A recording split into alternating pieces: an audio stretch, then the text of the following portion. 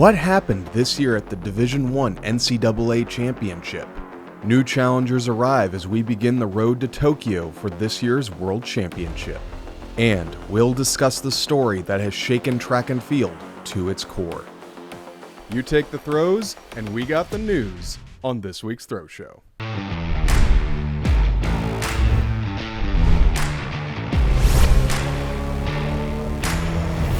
Hello, everybody, and welcome to another episode of the Throws Show.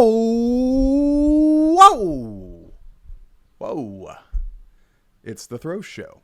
Sam, I'm going to cut to the chase. We have a lot to cover today and not too much time to do it. We're going to be covering NCAAs, the pro circuit. We're going to be covering high school nationals, and of course, probably some of the biggest news in the history of track and field have gone down since our last episode, and it involves field eventers, throwers, and even throws coaches. So, Sam, let's dive right in as we start with probably what we thought was going to be the biggest news of the last 2 weeks, and that is Ralford Mullings pulls the potentially expected upset of Mikolas Alekna, the world record holder, as Ralford breaks the 33-year-old NCAA meet record, throwing over 69 meters to beat Alekna to his 66-meter throw.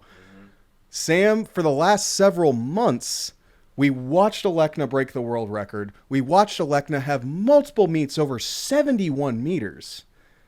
And we all thought he was going to walk through this competition. But for his third outing at the NCAA championship, Mikolas has yet to be able to claim an NCAA title. Sam, you have a lot of opinions on this competition. What happened? What is your take on what happened in the men's discus? It just wasn't his day. Obviously, anyone who watches and anyone who knows me, I'm a big Alekna fan. I was rooting for him through and through. I still root for him through and through. That's my dog. But it just wasn't the day.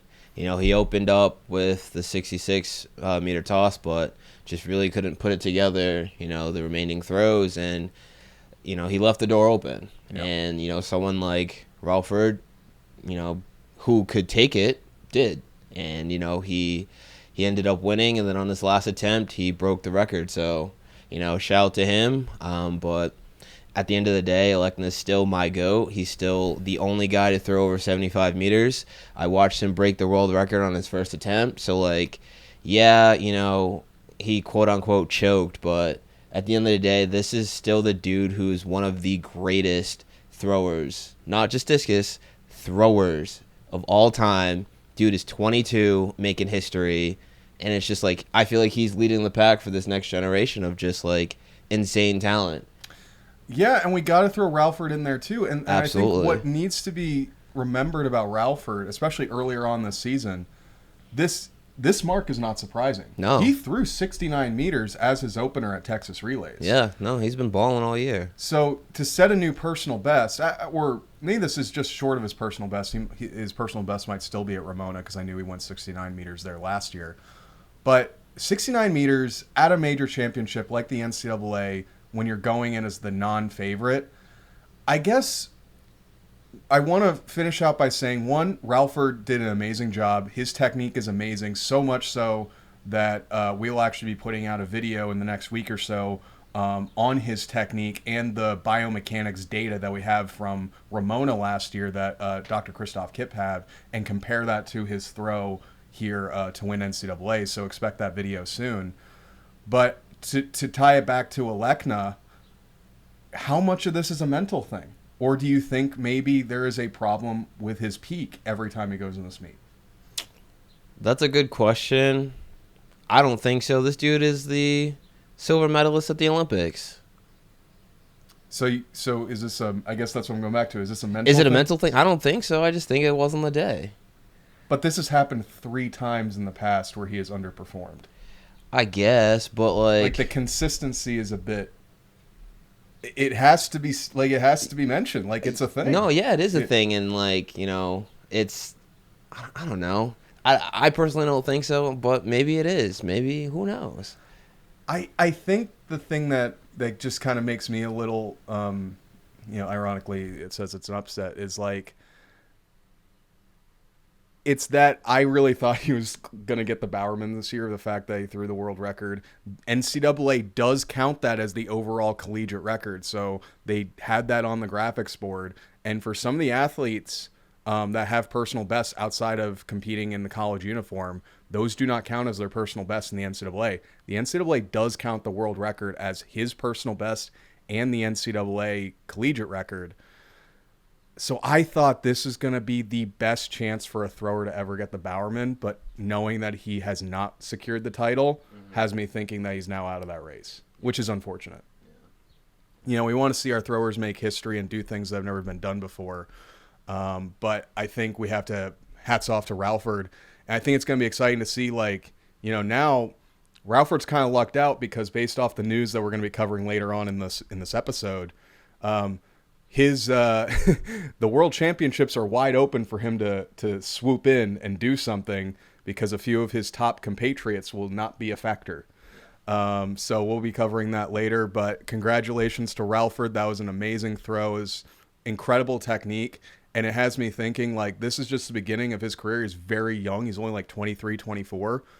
I think Ralford, honestly, I'm going to go a step beyond. I'm not going to say he's going to be a 70-meter thrower. I think he's going to throw over at least 72 meters in his career. Oh, 100%. Dude, threw 69. Yeah. Multiple times this year. Multiple times at big competitions. He's probably going to go 70 by the end of the season. He should go 70, but I think, that dude, as far as a PR, if he goes back to Ramona, he definitely has more, yeah. He could be challenging those 73, 74-meter throwers in the future. I have no doubt about that. So we're going to stick with the NCAA championship because, honestly, the NCAA championship this year was stacked. A lot of huge marks. One thing that's exciting to see is we are seeing NCAA throwers hitting internationally competitive marks across the board in every single event. You didn't used to see that in the NCAA, but we have a lot more foreign talent competing, like you see here, as Kostas Zaltos secures his first ever NCAA hammer title, beating his compatriot teammate, not only at Minnesota, but also his Greek teammate in Angelos, throwing over 78 meters.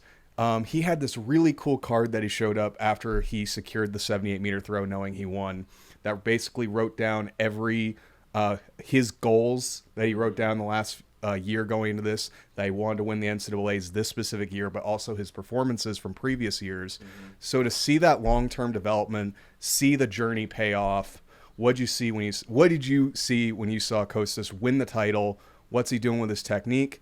And what do you think of him as he leads into Tokyo this year for Greece? Dude's a dog. He is a dog. Both him and Angelos are dogs. Yeah. In the last episode, we had that, I don't want to say debate, but we said it could go either or. I think I chose Kostas. You chose Kostas, and bro, they both went 1-2. Yep. Actually, my hammer list was spot on. One, I had both of them at 1. Yeah. I had Tarek at 2, and I had Texas Tanner at 3, and those were the top 4. Yeah. Those guys all balled out, but our top 2 are guys from Minnesota.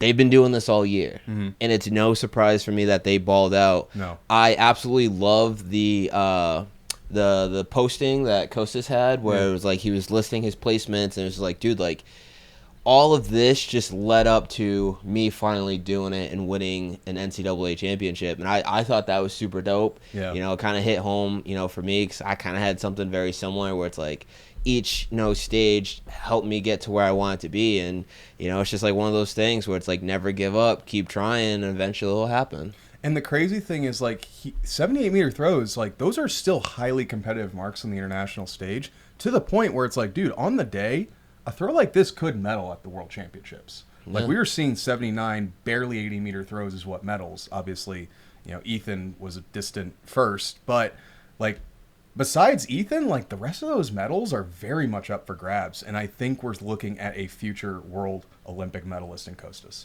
as well as Angelos. Absolutely. And we get into the shot put. This is usually the main event of most throwing events in track and field. But as we discussed earlier, that discus was super exciting and super anticipated. But kind of falling with what our predictions were going to be. We saw Jason Swearin secure his first NCAA title for Wisconsin. He was the NCAA leader this year. He was the only man to cross over 70 feet, throwing 21.37. Even though Tarek has been a heavy favorite in the past based off his extreme consistency at these championships, Swearin showed that he is a tough person to beat. And hopefully when we see him on the pro circuit, we'll see, potentially more 70-foot throws and maybe even some 22-meter throws. What do you see on Jason's throw here? And honestly, his incredible celebration. I mean, I feel like this whole NCAA was just stories. It was literally just stories. Like, everyone that we thought was going to win got upsetted for the most part. Yeah. With this one, Tarek was leading all the way up until the last toss, and then Tommy Kitchell popped off and took first place. Shout out Tommy Kitchell. He did his thing, and then, Swarns had one more attempt left, and he ended up taking it all. Yeah. So it's just like one of those things where it's like, I know I had Tarek because he's proven himself in the past, where it's like, dude, he should be in a really good position to take it, but he left the door open. And two other people passed him. Right. You know what I mean? Tommy did his thing. He popped off. And then Jason Swartz responded and, ended up going 21. He was the only one who went 21. He ended up winning. He ended up popping off, which he should. It's round 6, last toss. Hell yeah, to win it. It's make or break moments like this. And, he showed up. Last throw, best throw. I love the energy he brings to the circle. It's going to be exciting to see what he does on the pro circuit, what he does at nationals this year later in July. I really want to get a chance to talk to him because I just want to see what made this season so radically different than his previous seasons. We've always seen they had potential, but to see his consistency get so much better this outdoor season, really tighten up his technique, getting over 70 feet. He's going to be one of those next great American shot players. It's exciting to see what he got left in the tank. And talking about another big throw, but this one was probably more under expectations as we see DeVoe Diesel win, throwing over 81 meters. He is South African, but one thing that's very cool about him, and we did not touch on this when he won the ACC championship, was he was actually also a Division II national champion. Mm-hmm. So covering NCAA victories across multiple divisions. Sam, you're the javelin expert here at Throws University. What do you see on his throw here? But also, what do you think is going to be up next for him for the rest of his career?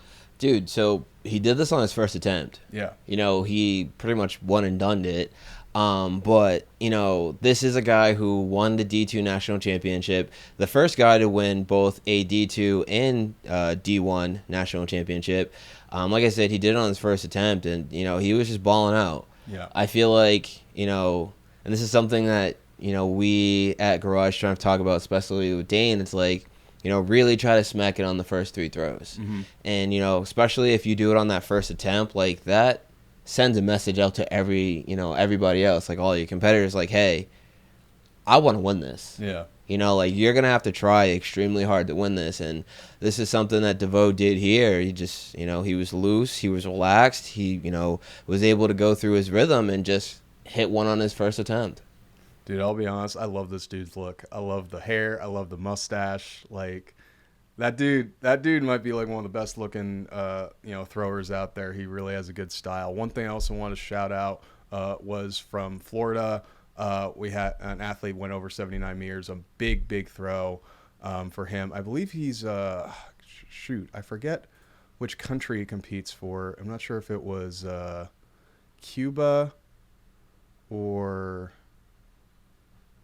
but it was Lykel Cabrera Gay. Huge throw for him, over 79 meters. And one thing I'll even recommend for the audience out there is to listen to the Throw Big, Throw Far podcast. They did a really cool podcast. It was Joe Frontier, Dan McQuaid with Kara Winger. And Kara Winger has been all over the circuit in United States track and field this season, as she was the head announcer for all the throwing events. And she got to give her on-site experience at the championship, what she was seeing, and also just her being the greatest jab thrower in American history, giving her deep insights into the jab throw and what DeVoe here did here. So highly recommend checking out the Throw Big, Throw Far podcast for more information on the events like Javelin. going back to hammer, because one thing that the NCAA does now is they have their men's day of events and they have their women's day of events. So now we're going to get into the women here for throwing. Stephanie Ratcliffe wins her second NCAA hammer title, actually at her second school. So to come back, I was kind of hoping that Emily Jo Frink of Army was going to do something. You know, it wasn't her best day on the day, but Ratcliffe securing that second hammer title. Sam, you've been paying attention to her career while she was in college. What do you see on this throw? Yeah, so I believe I said it in the last episode, but I know Stephanie, she went to Harvard. Yep. She was under Coach Amo, who's now at Virginia, and they just clicked, and it just made sense at Harvard. She ended up winning the national title there. Now she's at Georgia under Don Babbitt, and she was able to just piece it together. Right. In my predictions, I did have Stephanie winning. I don't know. I just felt like the experience that she has, just and the consistency she had, the results that she had, just put her in a position that made me believe that she would win it, and she did, becoming the first athlete to win 2 national titles for 2 different teams. Yeah, that's incredible. It's like a testament to to her NCAA career. It's awesome to see, and it's awesome to see what she'll do post collegiate as well. And this is one of the big news stories of the weekend, basically in general news. Obviously, Maya Lesnar, daughter of Brock Lesnar, won her second NCAA title, but this being her first outdoor title for Colorado State as a senior. We've always known that Maya has incredible potential. She had the NCAA lead this year. And honestly, if so many women weren't getting exceptionally good in the last few years of college, her mark would have been potentially an NCAA record only a few years ago at Colorado State there in 1960. There was 19 meters again here to secure the victory. From what I heard from Kara Winger, because this is actually a debate that I had with Eric of Eric Favors about what she was looking to do post college. From what Kara has said, Maya wants to keep throwing shot. So she's graduated this year at Colorado State. We're going to see her at U.S. Nationals later this month. Maya, I think, has a potential, one, easily to be a 20-meter thrower, but also I think could be a potential world Olympic medalist caliber athlete. What do you see on Maya's throw here, and what do you see for her future, since we have so many of these champions that are graduating seniors? Yeah, dude, she's another athlete, just one and done. She did it on her first attempt. She's been looking good all year, and she pieced it together. Yeah. It's one of those things where it's Dane said it best. If you realistically, if you do it first attempt, it sends a message out yep. Now you play catch up.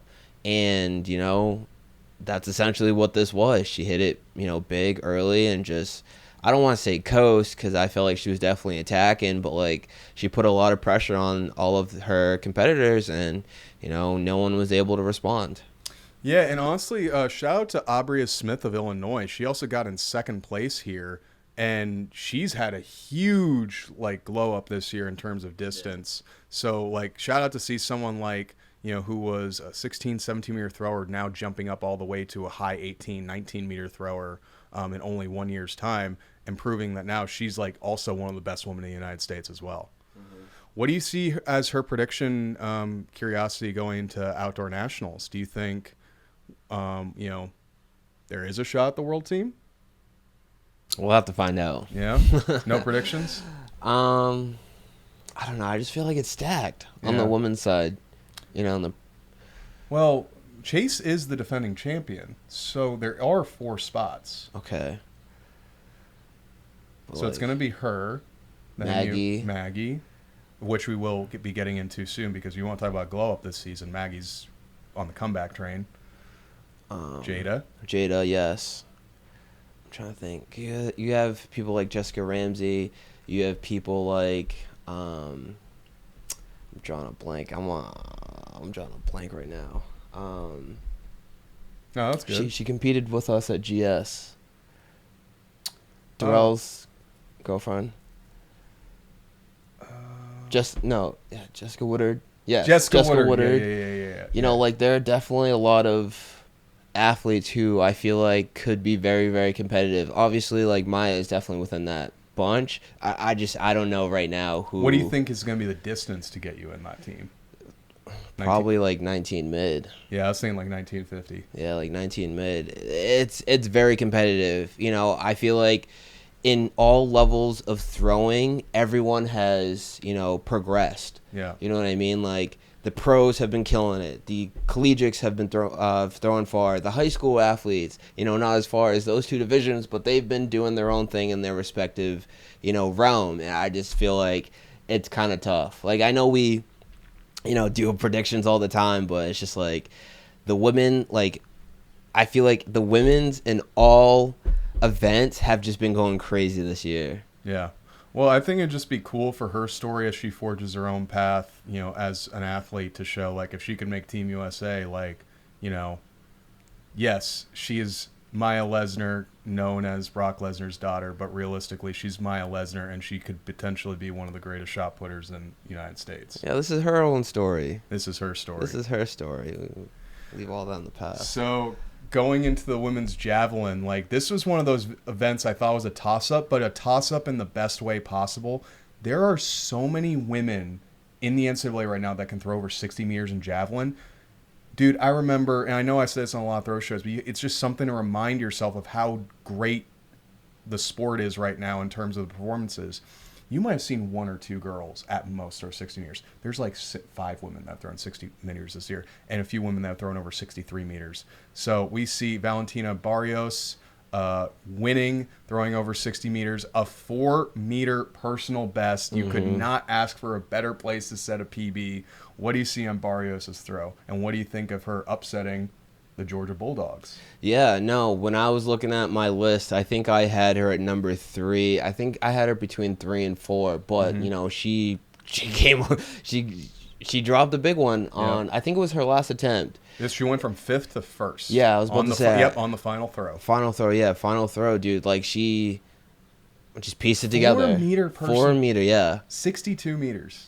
To win it. Yeah. Yeah. No, that's absolutely crazy. Like, that's one of those things, like, you'll never forget, and people are going to talk about, obviously, she's going to talk about it. Like, I'd be talking about it every day. Yeah. But that's just, like, one of those moments where it's, like, you forge yourself into history, and it's something that you're never going to forget. Like, a 4-meter PR to win it on your last attempt. Like, that doesn't happen, you know, often. So, like, she definitely put herself in the history books. So I want to make a comment here. First off, shout out Bo Throws. He is such a great thing for this community that he's able to provide us these videos, even a little bit of editorialism, but providing all these videos that we use for Throw Show because he makes them for the community. Such a great guy. Make sure you follow Bo Throws. If you're not watching the Throw Show, I want more people to follow Bo Throws. I want to watch the Throw Show. That's how important I think this guy is for the community. But he had a comment here that I just loved. He said the belt pop at the end was reminiscent of Zalesny. And it's like just the fact you get it on release and you put so much force into your gut that like you pop off the weight belt. I love that. There are things in javelin that I feel like you can only do in javelin, like even like an old pick kamaki, like throw yourself in the throw. It just makes me think the sport is so cool to watch. And the last event of NCAAs we have here as Sierra Jackson pulls a massive upset, breaking the NCAA meet record just like Ralford Mullings, 65 meters, 82. One thing I want to mention here quick is that she goes to Fresno State. The coach there is Joe Riccio, and Joe Riccio, shout out to him, was actually at my sister's wedding because he was at Arizona State when she was at Arizona State as well.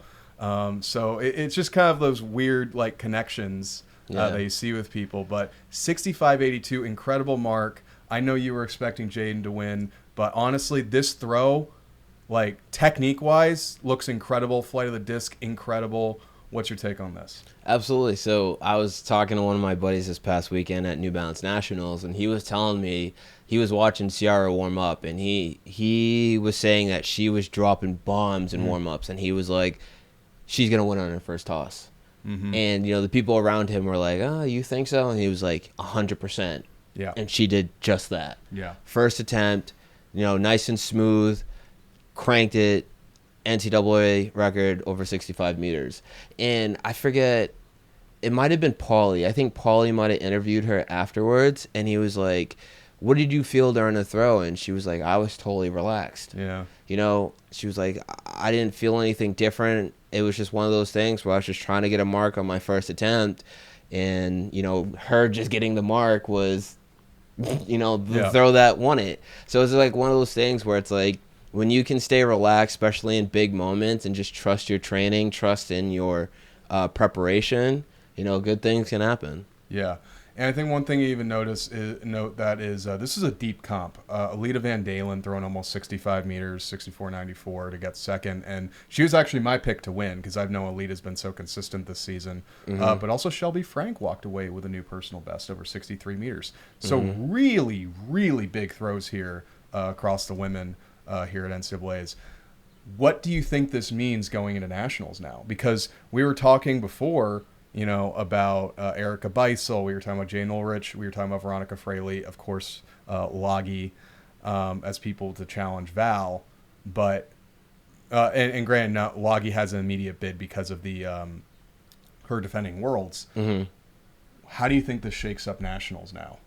Because she was not part of the conversation only a few weeks ago. Yeah, it just adds more people to this competition that we're going to have. Yeah. You know what I mean? Like, obviously, it's tough for these collegiate athletes to re-peak after, you know, peaking for NCAAs. But I'm really hoping that they can figure it out and just bring their best for nationals. Because, like, I want this to be like a like a battle. Like, gunfight. Yes, yeah. Like, I want this just like everyone is at their best and they're just duking it out because I feel like that's where we're gonna have the most entertainment. So here's the crazy thing, and it's funny you mentioned that because I do want to bring up Erica Beisel. Erica Beisel did go 66 meters this season. She threw 65 at D2 NCAAs, but that was 2 weeks ago. She is going to have 8 weeks to prepare for nationals.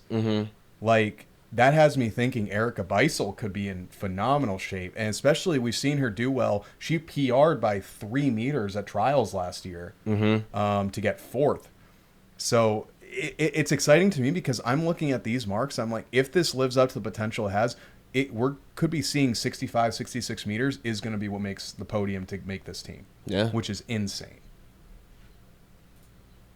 And we're going to get in quickly to the high school national championship that occurred this past weekend. Now, there were 3 high school national championships. We're only going to really cover Nike and a little bit of New Balance. But Nike was kind of the one where a lot of the big guns came to compete.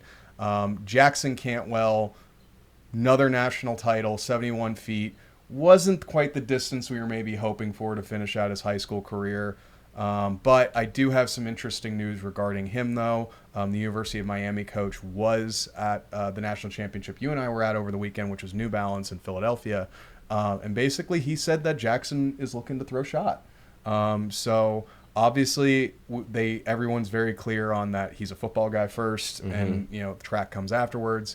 But it'll be interesting to see what Jackson can do if he can balance shot put and throwing, you know, because Michael Carter did the same thing at SMU. He threw all 4 years at SMU while seeing serious playing time, and he threw, I think he ended up throwing like 2170 while he was in college. So there is a standard there that Jackson could do something big. And one other thing I'll say about Jackson is he also did win the U20 championship, which was another championship where he threw the 6K 21 meters. So we also saw Ashton Hearn, 206 in the discus. We haven't even talked about Ashton Hearn on the throw show yet. And the fact that 206, there's, like we said, so many athletes throwing over 200 feet this year. I'm not sure if you got a chance to see too much of the outdoor championship in regards, Nike championship in regards to who won, but what are your take on the results just in general of high school track and field this year? These boys balled out.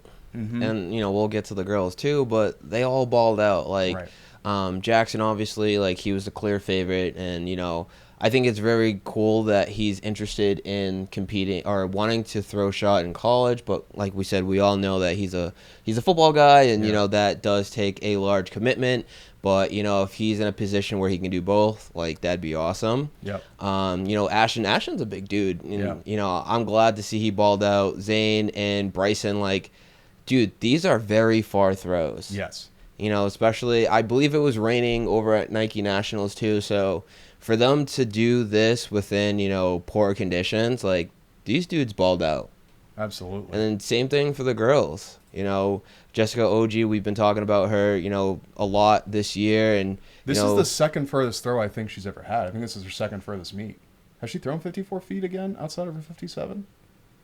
I'm not 100% sure on that one. I don't think she has. I could be wrong if she had another indoor meet, but I think this might be her second best meet.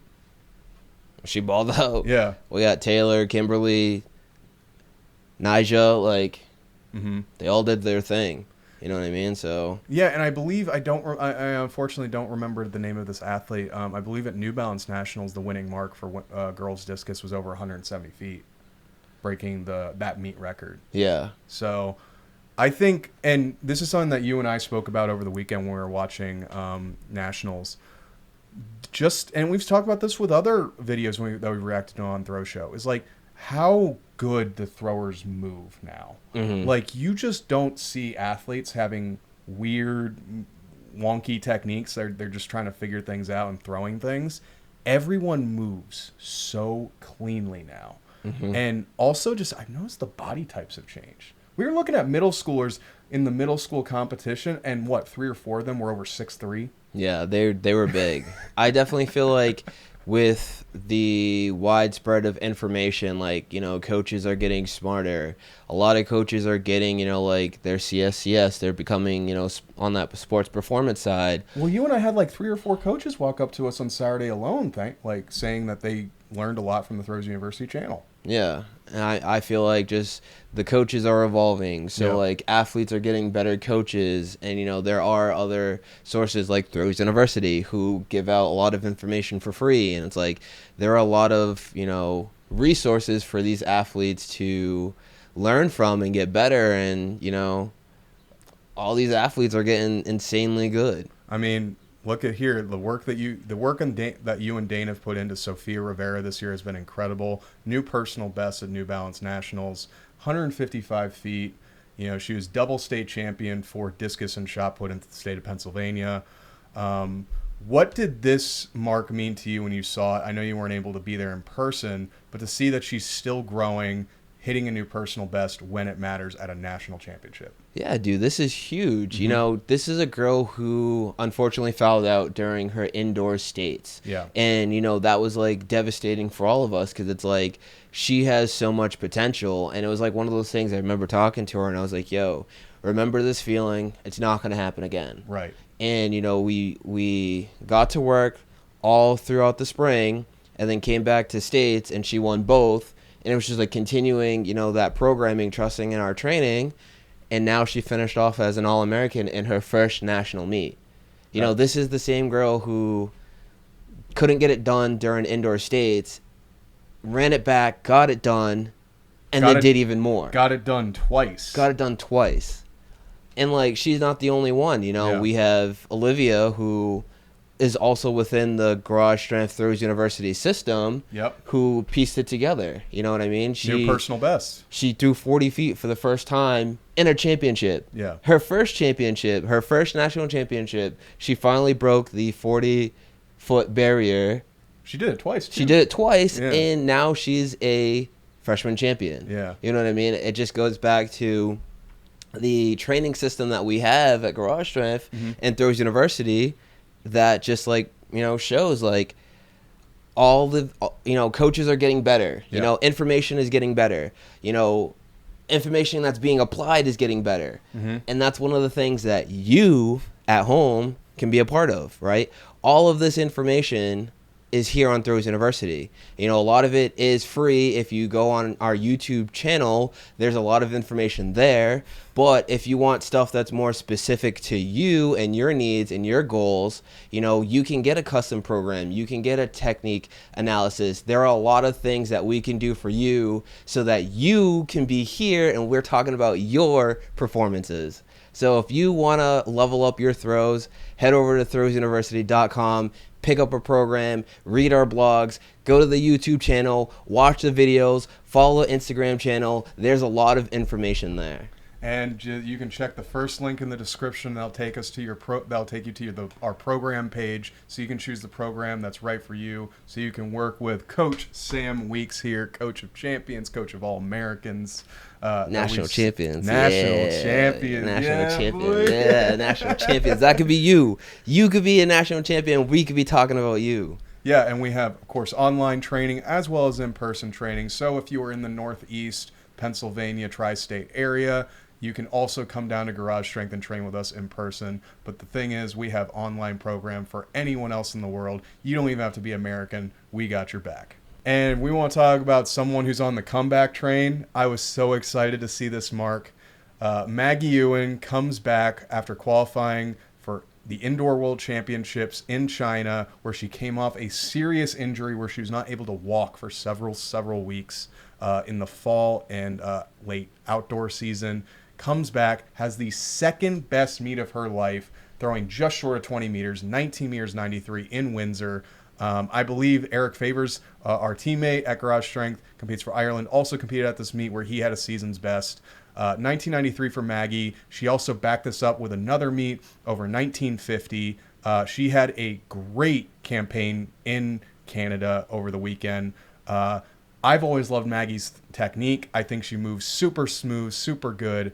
What do you say? What do you see on Maggie's throw here, and what do you think of this 1993 as we get into nationals? Yeah, dude, to be able to bounce back from what I believe it was an Achilles injury, so obviously she, those are hard. Those are are very, very hard. Obviously she wasn't in a position where she could train, the full year, but she was able to do what she could, the indoor season, coming back for nationals, indoor nationals, and performing fairly well. And there's just like continuing to just do what she can, a part of rehabilitation and just strength training and just general preparation for throwing. And now she's essentially just, in my mind, it's just like the Zenkai boost. Yeah. It's like you get defeated and then you just come back stronger. And that's the definition of where Maggie is right now. That's a deep cut Dragon Ball reference. For all of my anime fans out there who watch Dragon Ball Z, you know what a Zenkai boost is. It's just Maggie's coming back stronger, and we love to see it here at Throws University. We're a big fan of Maggie, and we had an interview with her. She's such a sweet person. I love talking to Maggie. Shout out Maggie. Yeah, and honestly, this is just also to say, if you're ever at one of these professional level meets and you see Maggie throw, be sure to go up and say hi. Tell her that tell her what she means to you as an athlete, because she is such a cool person, really fun person to talk to. Shout out Maggie, awesome, and congratulations! I can't wait to see you throw in Eugene.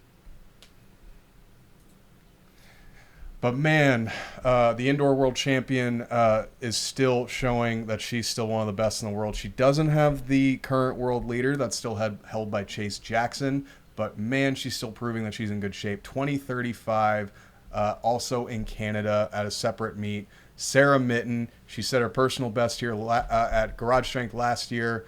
If you want to talk about another person who's one of my favorite people to talk to in the throws world, Sarah Mitten, awesome person. Her technique is incredible. I love watching Sarah throw. Yeah, dude.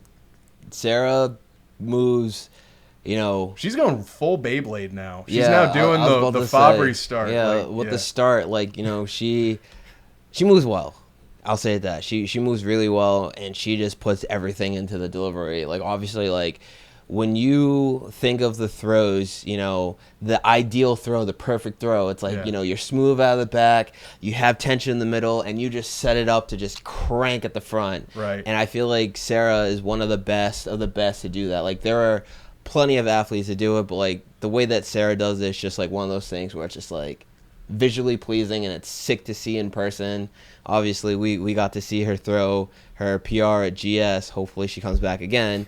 But it's just one of those things where it's just Sarah's a dog, and I know she's going to compete well. I think this was her comeback. Yeah. I think she had kind of a low few results. Yeah. But this meet, she kind of popped off. She got back, and it's good to see her back in shape. Well, I think that's the thing with Sarah is her technique has to be so lined up, because she sort of does have a disadvantage. She's not the biggest athlete. She's fairly short, so it's when she can generate a lot of power, but that's only generating a lot of power when she has those perfect movement patterns and technique. And that's why she is so good, is that she's able to do that in very stressful situations like a world championship. But I think what's funny is now that Eric Favors put the word in my ear that she's a Beyblade, literally when I see her now do this massive wrap out of the back, I literally just think of her left arm as like a giant ripcord.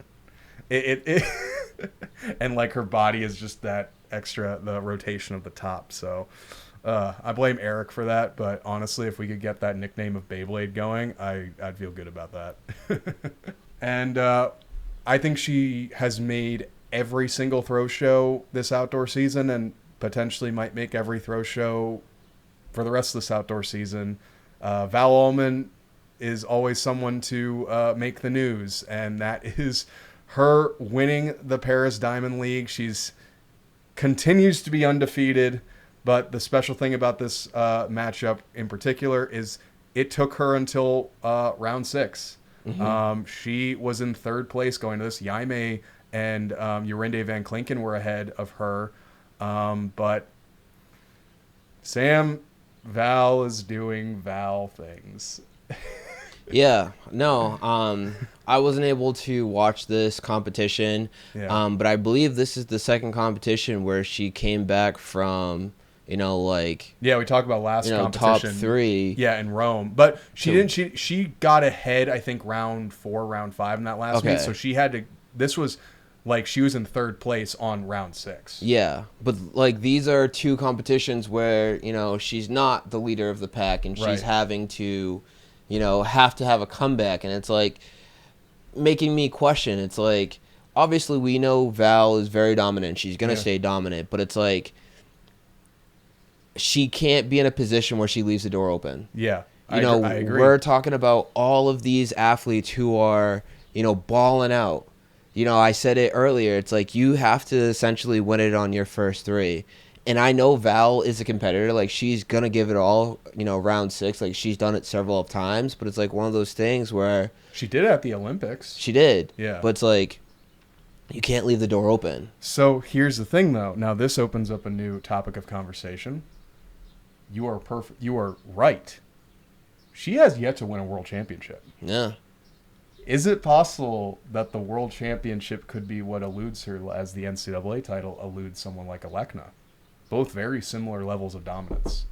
I don't want to wish that on anyone. I don't want to wish that on anyone. It's just but more it's commentary. It's like one of those things where it's like, I'm a Val person. Like, I love Val. Like, no, I love her too. I great person, but also like, but it's in my opinion, the greatest discus thrower of all time.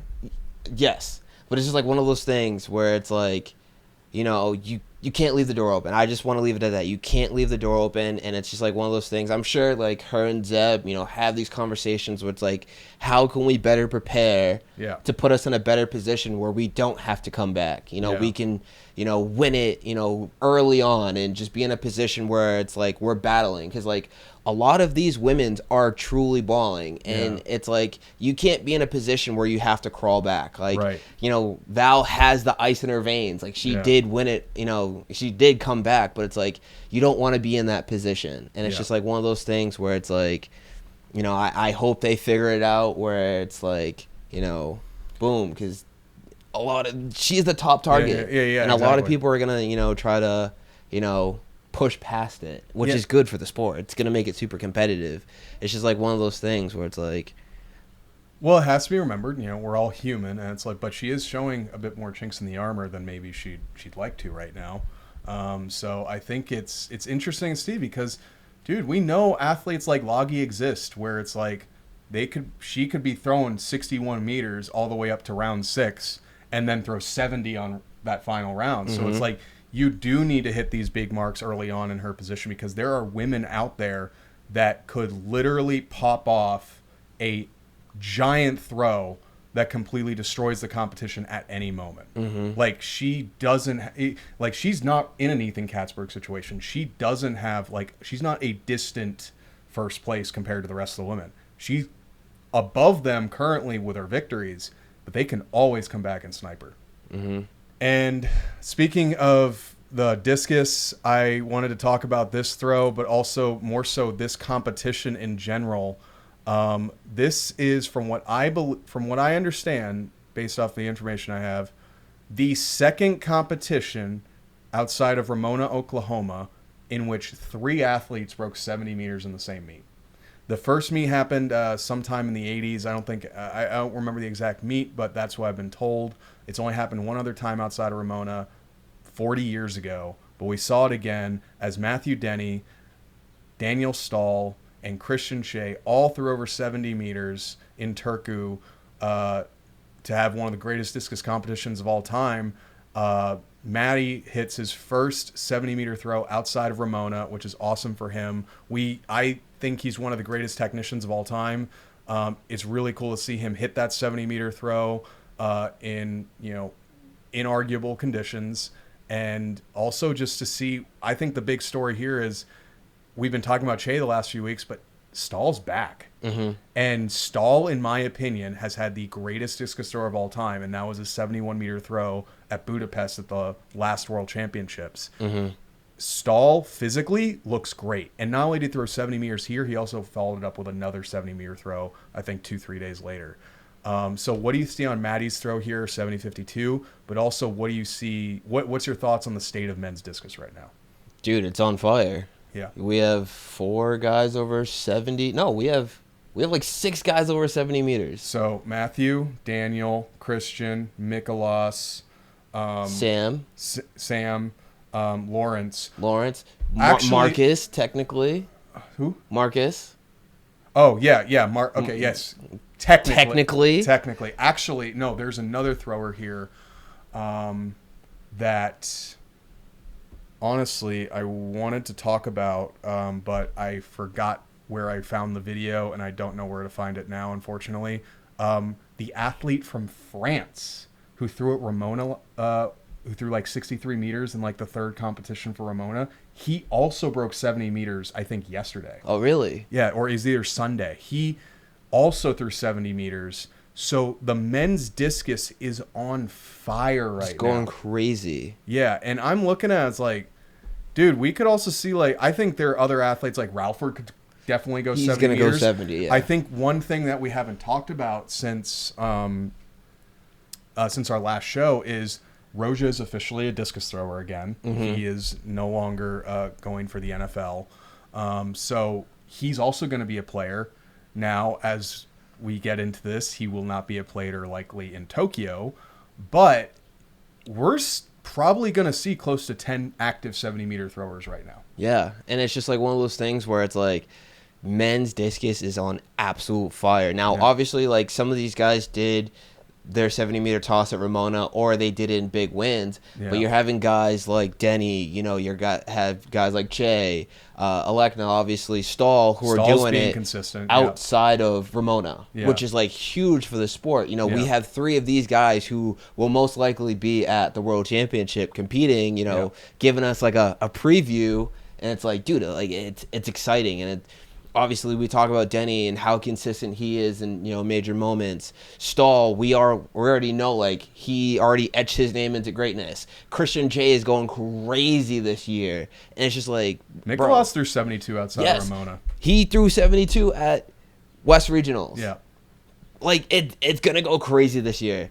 I think all events are gonna go absolutely nuts. It's going to go crazy. It's a good thing that this desk is made of wood. Yeah. I guess before we get into our next topic of discussion, who's your pick to win? It's current standings right now with what you're seeing with the landscape of throws. If the World Championships happen next week. Okay. I know I'm very much like, I don't know. I'm saying this out of just pure bias. I have no reason behind this. My tie is between Alekna and Denny. Okay. I mean, for selfish reasons, I just want Denny to win because I think, like, I've watched him since he was a junior athlete in Australia, back when he was like a hammer thrower, shot putter, discus thrower. So just knowing that I've literally sort of grown up with Denny's career and knowing how good of a dude he is and how he's been really good friends with Mattis for the last several years and Dane, I'm going to say it's purely an emotional bid that I want Denny to win. Yeah, I think this is just pure bias, and those are the only two I've seen him throw in person. I've never seen Stahl throw in person. I've never seen Christian Che throw in person. So, like, all I've seen is videos, but, like, watching Alekna and Denny throw in person, like, it's just, like, I can't even explain it. It's different. Yeah. Seeing it in person and seeing it on video are two different worlds, and for me, like, I don't know. It was just... Those two are my pick. Right. But unfortunately, as we discussed the highs, there's also the lows of track and field and the throws. Unfortunately, we saw that the Penn State coach, Nathan Aught, who is a really, really good dude, every time we saw him at national championships or anytime we would go and have you guys throw up at Penn State, he was very gracious with his time, very open to helping GS athletes. Very good coach, very successful coach. He had his own pro team of hammer throwers at Penn State. That includes his world champion, Brooke Anderson. So he's also one of the most successful throws coaches in the United States internationally. But he was let go from Penn State about a week or so ago. Very unfortunate leading into the national championship. That probably doesn't feel too great to Penn State athletes. But I think it's sort of getting to be slightly alarming for the NCAA right now for throwing, because as we saw with, I believe, Washington State, they cut their throws program and they're cutting all field events and they're just focusing on sprints and distance for their points. And I think that could be an unfortunate premonition of what's to come in the NCAA. We want to see more money fed to the throws coaches and throws athletes. But unfortunately, the NCAA doesn't seem to be moving in that direction, which, from a financial marketing standpoint with the new point of NIL, it makes non-revenue sports fairly difficult to justify a certain amount of value money-wise. But I think I just want to say, I wish nothing but the best for Coach Ott. Really great guy. Sam, you've talked to him a few times, but also, what is your kind of stance on where throwing is going right now in the NCAA specifically? Yeah. It's very unfortunate that, they had to part ways. He changed that program, for the last couple years. Very successful. Very, very successful. Both in the collegiate realm and obviously what he did with his pro group, outside of that. I know he'll bounce back and he'll find a team and, he'll change the lives of the athletes that he'll be fortunate to work with moving forward, continuing to do the work with his pro group. But it's just one of those things where it's you hate to see it. Yeah. You know what I mean? Especially when he was very successful at that program, leading, these athletes to, doing great things. Yeah. So it's very unfortunate and, I wish him nothing but the best. And it's, like you said, it's just we're in this position right now where it's we're seeing, the NCAA kind of shaking things up within our sport. And it's these are moments where we truly have to just stick together and just, make sure that we're keeping each other up and continuing to push, each other and support each other to the best of our abilities. Us just talking about this and, bringing it to, our news, our community. It's just one of those things where it's spread that information, hopefully one thing goes to another and, this sparks a conversation and some organization wants to pick them up, some school wants to pick them up, but I'm sure that's already in the works, but it's just one of those things where it's it's unfortunate and you hate to see it. Well, I think that's the thing that gets hard about, and then athletes need to realize about coaching Division I, especially Power 4 now, is the hours that you have to spend with the athletes, the hours you have to spend at work, the amount of travel you have to do. But also it's something like this can happen at any time. And the thing with coaching is you can't just go to another school in Pennsylvania. It's if you want to be making a similar amount of money and be at the similar status, you're going to be traveling across the country to the next school, which now you have to move your family and all that stuff. So there's so much more that goes into being a throws coach that a lot of people don't even realize half the time. So all respect to Coach Ott. Give him a follow on Instagram, and you'll see more of the training that he has with his athletes. Good luck to you, Coach Ott. And you spoke about this earlier in regards to Val, struggling with her last meet in Paris. Coach Zion has decided to leave Texas and now become independent. Basically the same move that Ashley Kovacs made last year. I assume he's going to go into private coaching, similar to Ashley. But really the focus was that he wanted to be more focused on Val and her career and coaching her. But I think the thing I wanted to bring up here is, like, what do you think about now these top-level world-class coaches migrating from the NCAA to focus more on professional track and field? Because for the longest time, that wasn't a thing. You were if you were a professional thrower, you were lucky if you could get a coach that would be willing to work with you, because they always focused on college first. But now we are seeing a shift where where coaches at the college level, good coaches too, highly successful coaches, want to focus on the pro circuit. Yeah, I was just about to say, like, Zeb did his thing at Texas. He's very successful, especially with the athletes who... Multiple NCAA titles, multiple. NCAA records even. Yes, this dude really just understood, the throws and the sports performance and just everything that goes into making an athlete better. Yeah. He did his thing, he did his time, and, he's in a position where, like...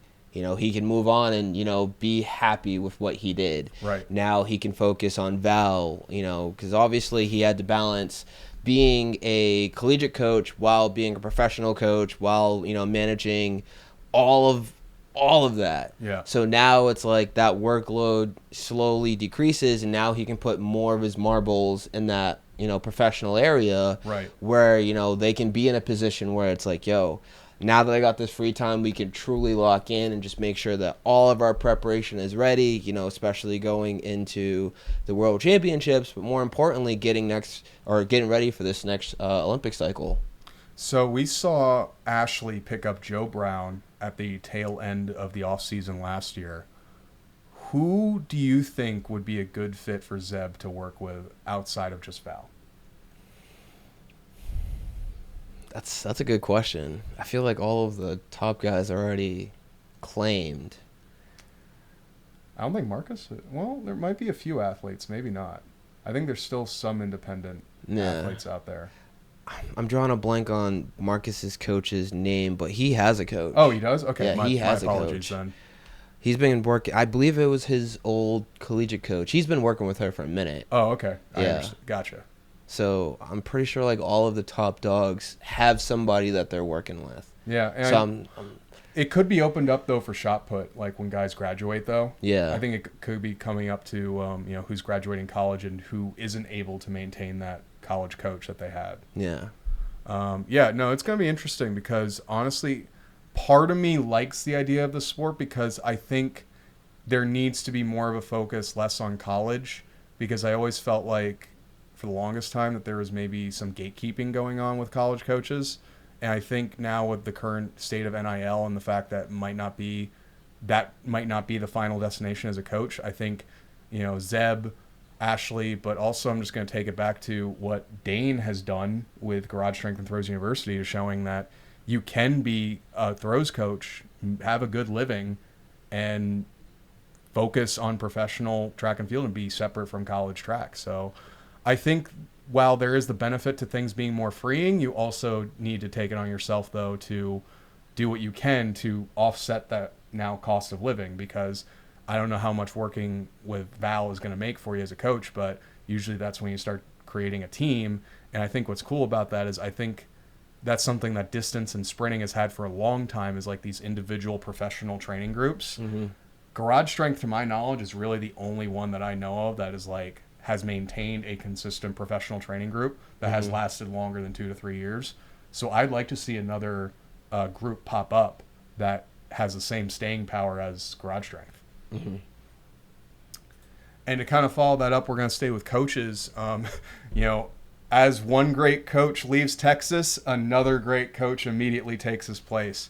As Mo Sotera, who was at Cal for the last 12 years, obviously coached Olympic champion Cameron Rogers, Olympic silver medalist, world record holder Mikolas Alekna, one of the top throws coaches in the history of the NCAA, not just currently, but I would say He's had the staying power to show that he's one of the best of all time. Mm-hmm. Now at Texas, I would say I can only assume, though, with Texas, he's probably going to get maybe even more freedom and probably more funding for the program.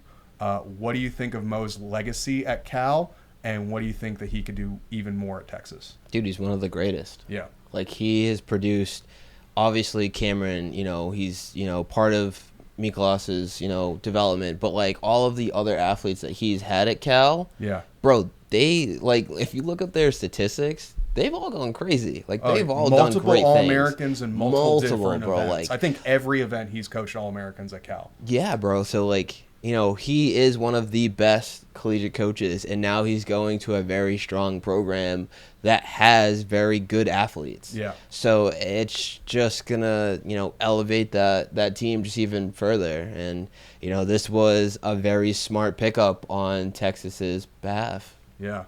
I couldn't have thought of a better person. I think one thing that's interesting before we head on to the final subject of today is I want to tie this back to Alekna. So Alekna graduates Cal. He still have one more year of eligibility. He's now in the transfer portal. Where do you think Alekna goes? Does he follow Mo? I think that would probably be the best bet. Dude, like, obviously Alekna, hasn't got it done at the NCAA championship yet. Yeah. But, like, this is the dude who's been supporting your journey this whole time. This is the dude who's been helping you, on the U.S. side, because obviously he has his Lithuanian coach. But, like, this is the guy who understands the system. This is the guy who, has been a part of that. This is your ride or die guy because, like, they have a really great, relationship. So I would assume that, he follows Coach Mo to be specific. So the follow-up to that is, we know NIL is a thing. My thought is, let's say a school like Oregon reaches out and you get offered the biggest contract of any thrower in the history of the sport in college. Is that going to be enticing for you? I mean, who wouldn't it be enticing for? I mean, money talks. Like, let's be real, especially in our sport. Like, our sport where doesn't. You're not guaranteed to make much money. Our sport doesn't have a lot of money in it. So, like, chase the bag. But it really just comes down to what this last year means to Alekna. Like, I think being a foreign athlete, there are great opportunities to make money, outside the U.S. But money does talk. In a sport that doesn't make that much money, maybe. Yeah. But then, who doesn't say there's not money in Texas? Well, that's the thing is, like, the fact that he is going to a school like Texas, they might have just as much to work with. Like, if they really want Alekna, it's like, because you have to think. And I know it's hard to do this with track and field, like people don't think about this. The marketability of Alekna would probably be really enticing to a lot of universities. You get an active world record holder in an event like that gets to compete at your university. Mm-hmm. That doesn't happen. Like, he is when was the last time a collegiate was capable of breaking a world record? Like 60 years ago? No. So, like, I 100% believe, like, he could make a crap ton of money if the right school offered him, because you could market Alekna and literally throw him up on all your billboards. You could potentially, so I know this, at Kansas State, the year before I got there, or 2 years before I got there, Eric Kennard got the silver medal in the high jump and at the Olympics. So he still had 1 year left of eligibility as a senior. They would have home meets, and they would literally sell out, like, the actual event. Like, we would, like there was a cool facility, but it would just be normal track meets, most people in terms of the amount of people that attended. But because they would market Kennard as the Olympic silver medalist who competed for Kansas State, they would legitimately draw a crowd of just general K-State fans to watch him jump, because they knew they were going to see one of the greatest athletes in the world, that was repping their brand and their school. And I think the same thing is for Alekna. If you were to market him at some of these events, like Texas Relays, like let's say he goes to Texas, you could potentially draw a big crowd to watch him throw. Absolutely. So you could say you make money off his name. Yeah. So I just want to throw that out there because it is a very interesting thing that really you can only get out of Alekna. But the biggest news, not only in throwing right now, but all of track and field, I've been watching Jamaican news the last week because there are all these videos. This is like some of the biggest news in the country of Jamaica right now, and it's making all their national headlines and national broadcasts. As Olympic champion Roja Stona, Olympic record holder Roja Stona, and Olympic bronze medalist from Paris, Rajendra Campbell, have switched allegiances to Turkey, where Turkey has the highest, from what I understand, benefit to athletes that win medals at world championships and Olympics. If you were to win an Olympic title, you get $500,000. The only problem being this now forces them to give up their allegiance to Jamaica. Therefore, they will be inactive at major championships for the next 3 years until LA. But not only this, the day following this news, we found that the Olympic medalist long jumper for Jamaica has also switched allegiances to Turkey. So Jamaica is losing their top field event athletes. What was your take on when you saw this news, and what do you think this means for the sport? I was shocked. I was dumbfounded because I was looking at it and I was like, this has to be fake. Like, this has to be fake news, but it's one of those things where, you know, they weren't getting support. Yeah. They weren't getting the support that they earned. I think that's a key word. They earned. They balled out. It's they also support medaled. that other event groups like sprinters get. Yes. But, Olympic champ, bronze medalist, Olympic record.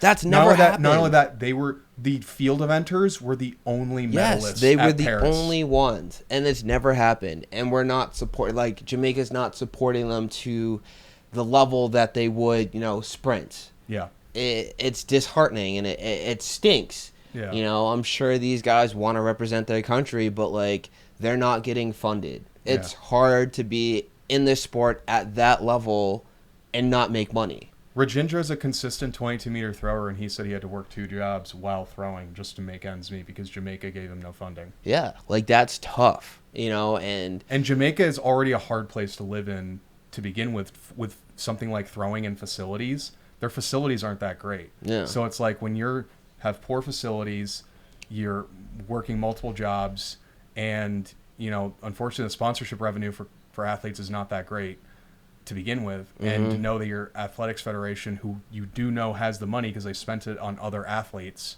is not willing to invest in you, it says a lot. And honestly, I kind of feel bad for them in the sense that, like what you just said, they probably want to compete for Jamaica, so it probably breaks their heart that they have to make a decision like this. Because they're native Jamaicans, they grew up in the Jamaican system, and yes, they really groomed and developed in the NCAA. But at the end of the day, these guys are proud Jamaicans, and they feel like they had to do what was best in order for them to keep pursuing their dreams and their career. Yeah, to stay afloat. And Turkey offered a great package that is very enticing, and it's one of those things where it's go get the bag. Put yourself in a position where you can be financially stable for years to come. I actually saw a lot of people saying the NIL's in the pro circuit now, I thought that was funny, but it's just one of those things where it's dude, you gotta do what's best for you. So I agree, and I think that the last thing I'll put a pin on this is first of all, what do you think of the idea of what Turkey is doing? If you got the resources, do it. Okay, fair enough. I mean, there are Americans who represent other countries, so it's not a new thing, so... No. And I think the thing is we see so much of it with American athletes that we don't even, think about it. But I think it's just... It's uncommon to see it from another country, especially another successful country like Jamaica. But one thing I'll add to this is I see Dane commented on this, and he says, do they want a female discus thrower? So if there's any Turkish people that work at the Turkish consulate that really likes the throw show, I'm going to make an open plea. We have a 73-meter discus thrower and world champion who really, really would like to compete at another Olympics, and currently is unable to do so.